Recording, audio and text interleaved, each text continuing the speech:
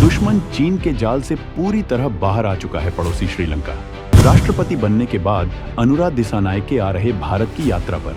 India first policy की दिखाई ताकत सदमे में आया दुश्मन चीन। दोस्तों, दुश्मन चीन ने भारत को घेरने के लिए श्रीलंका में भयंकर साजिशें की थीं। वो लगातार इस साजिश में कामयाब भी हो रहा था। श्रीलंकाई लोगों में भारत के खिलाफ ऐसा कुछ नहीं है जिससे वो पाकिस्तानियों और बांग्लादेशियों की तरह भारत से नफरत करें। पाकिस्तान और बांग्लादेश में मुस्लिम आबादी है जो भारत से मजहब के नाम पर नफरत करती है। श्रीलंका में बौद्ध जनसंख्या है जिन्हें भारत से कोई नफरत नहीं है, लेकिन राजपक्षे परिवार अपने फायदे के लिए लगातार चीन के करीब जा रहा था। लेकिन वक्त के साथ ही जनता ने उन्हें सत्ता से बाहर फेंक दिया और अब जो भी श्रीलंका की सत्ता संभाल रहा है वो पूरी तरह से भारत के पक्ष में होता है। इसकी वजह मौजूदा भारत सरकार की दमदार विदेश नीतियां हैं, जिसके द्वारा मालदीव और श्रीलंका जैसे पड़ोसी देशों में चीन की साजिश को तबाह कर दिया गया है। और अब हालत यह है कि श्रीलंका इंडिया फर्स्ट पॉलिसी पर काम कर रहा है। ये चीन के लिए बहुत बड़ा झटका है। श्रीलंका किस तरह से चीन के चंगुल में आ गया था, भारत ने कैसे राजपक्षे परिवार को सत्ता से बाहर किया, दोनों के बीच रिश्ते कैसे पटरी पर वापस लौटे और दिसानायके की यात्रा से दोनों देशों के बीच रिश्तों को क्या मजबूती मिलने वाली है, जानने के लिए वीडियो को आखिर तक देखिए। चीन ने बीआरओ परियोजना से जोड़कर श्रीलंका को बना दिया कंगाल। ऐन मौके पर दिवालिया हो चुके कोलंबो को भारत ने दी थी मदद। इस वीडियो में सबसे पहले हम आपको ये बताएंगे कि श्रीलंका कैसे दुश्मन चीन के जाल में फंस गया था। इसके बाद हम आपको ये बताएंगे कि दिसानायके की यात्रा से चीन क्यों सदमे में आ गया है। दुश्मन चीन भारत के पड़ोसी देशों में अपना जाल मजबूत कर रहा था। श्रीलंका को उसने पाकिस्तान की तरह ही अपना अड्डा बना लिया था। राजपक्षे परिवार चीन को बड़ी बड़ी परियोजनाएं दे रहा था। भारत को लेकर राजपक्षे परिवार का नजरिया उपेक्षित करने वाला था, जबकि मुसीबत के वक्त में भारत ही श्रीलंका को मदद करता रहा है। चीन श्रीलंका को लगातार कर्ज देता जा रहा था और राजपक्षे परिवार मुफ्त वाली योजनाओं के दम पर लगातार सत्ता में बना हुआ था। हालत ये हो गए थे कि धीरे धीरे श्रीलंका की इकोनॉमी तबाह हो गई थी। उसे दिवालिया घोषित कर दिया गया था। चीन ने श्रीलंका को बीआरओ परियोजना में भी जोड़ा था और इसके लिए भी कर्ज दिया गया था। इतना कर्ज चुकाने में श्रीलंका नाकाम हो गया था और श्रीलंका के भीतर भयंकर महंगाई हो गई थी। राजपक्षे परिवार की हालत ऐसी हो गई थी कि वो भारत से मदद नहीं ले सकता था, क्योंकि उसने यहाँ तक कि चीन को अपना हम्बनटोटा बंदरगाह लीज पर दे दिया था। श्रीलंका ने इस बंदरगाह को बनाने के लिए भी चीन से कर्ज लिया था और इसे चुकाने में नाकाम रहने पर उसने चीन को ही इसे लीज पर दे दिया है। ये भारत के लिए खतरे की घंटी है, क्योंकि इसकी मदद से चीन भारत की जासूसी करने की कोशिश करता है और चीन इसका इस्तेमाल नौसेना बेस के तौर पर कर सकता है। मोदी सरकार ने श्रीलंका में सीक्रेटली अपना मिशन एक्टिव कर दिया था और जनता ने राजपक्षे परिवार के खिलाफ विद्रोह कर दिया। राजपक्षे परिवार को श्रीलंका छोड़कर भागना पड़ा था और भारत के समर्थक रानिल विक्रमसिंघे को तब राष्ट्रपति बनाया गया था। श्रीलंका में भयंकर महंगाई हो गई थी, लोग भूख से मर रहे थे। ऐसे में भारत ने ही श्रीलंका में अनाज और दवाओं की सप्लाई की थी। श्रीलंका को कर्ज भी दिया था। आईएमएफ से भी श्रीलंका को मदद देने की अपील की थी, जिसके बाद श्रीलंकाई जनता भारत की तारीफ करते नहीं थक रही है। आज हालत ये हो गए हैं कि श्रीलंका का कोई नेता चाहकर भी भारत के खिलाफ नहीं जा सकता है, क्योंकि ऐसा करने पर जनता ही उसका विरोध शुरू कर देगी।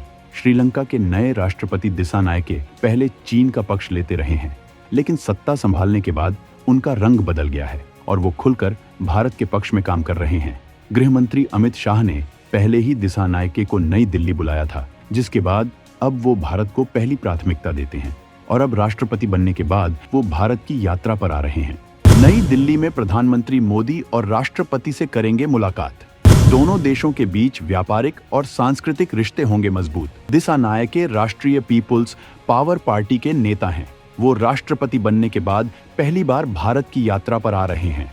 23 सितंबर 2024 को ही वो राष्ट्रपति बने हैं। इससे पहले विदेश मंत्री एस जयशंकर ने श्रीलंका की यात्रा की थी और दोनों देशों के बीच रिश्तों को मजबूत करने पर बात हुई थी। श्रीलंका हिंद महासागर में मौजूद है, इस लिहाज से वो भारत के लिए बेहद खास है। चीन इस इलाके में श्रीलंका पर पकड़ बनाकर भारत पर दबाव बनाने की कोशिश कर रहा था। वो पाकिस्तान की तरह ही श्रीलंका को भी भारत के खिलाफ इस्तेमाल करना चाहता था, लेकिन भारत ने वक्त रहते ही श्रीलंका को पटरी पर लौटा दिया है। श्रीलंका में बौद्धों की आबादी है और भारत से ही बुद्धिज्म दुनिया भर में फैला था। बोध गया बौद्धों के लिए बहुत बड़ा तीर्थ है। इस लिहाज से भारत और श्रीलंका के बीच सांस्कृतिक संबंध भी हैं। श्रीलंका के साथ भारत के ऐतिहासिक संबंध रहे हैं। भगवान राम के श्रीलंका पर विजय के कारण ये संबंध अमर हो चुके हैं। भगवान राम ने त्रेता युग में श्रीलंका पर विजय प्राप्त की थी और रावण के भाई विभीषण को श्रीलंका का राज्य सौंपा था। इस गौरवशाली इतिहास की वजह से श्रीलंका भारत के लिए खास है। श्रीलंका ने रामायण से जुड़े तमाम ऐतिहासिक स्थलों का विकास कराया है, जिससे भारत के हिंदुओं को पर्यटन के लिए आकर्षित किया जा सके। भारत और श्रीलंका के बीच बना श्री राम सेतु भी लंबे वक्त मौजूद रहा था। अब वो समंदर में डूबा हुआ है।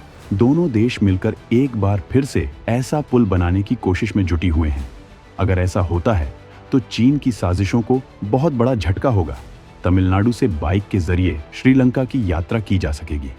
ऐसे ब्रिज के लिए अत्याधुनिक और एडवांस तकनीकियों की जरूरत होगी।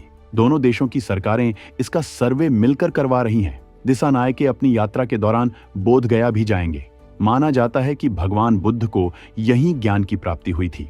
मान्यताओं को अनुसार आज भी वो वृक्ष मौजूद है जिसके नीचे भगवान बुद्ध ने तपस्या की थी। इसी वजह से बौद्धों के लिए ये जगह बेहद खास है और हर साल दुनिया भर के बौद्ध भारत की यात्रा पर आते हैं। भारत और श्रीलंका के बीच इस तरह से गहरे आध्यात्मिक रिश्ते भी हैं। दिसानायके भारत में दिल्ली में एक व्यापारिक कार्यक्रम में भी हिस्सा लेंगे। उनकी इस यात्रा में उनके साथ श्रीलंका के विदेश मंत्री विजिता हेराथ और वित्त उप मंत्री अनिल जयंता फर्नांडीज भी मौजूद होंगे। उनकी इस यात्रा से भारत और श्रीलंका के रिश्ते बेहद मजबूत होंगे। दोनों के बीच सांस्कृतिक और व्यापारिक संबंध गहरे होंगे और चीन को तगड़ा झटका लगेगा, जो लगातार श्रीलंका को भारत से दूर करने की कोशिश करता रहा है। लेकिन श्रीलंका ये अच्छी तरह से समझ चुका है कि जरूरत पड़ने पर भारत ही उसकी मदद कर सकता है। चीन केवल उसका फायदा उठाना चाहता है।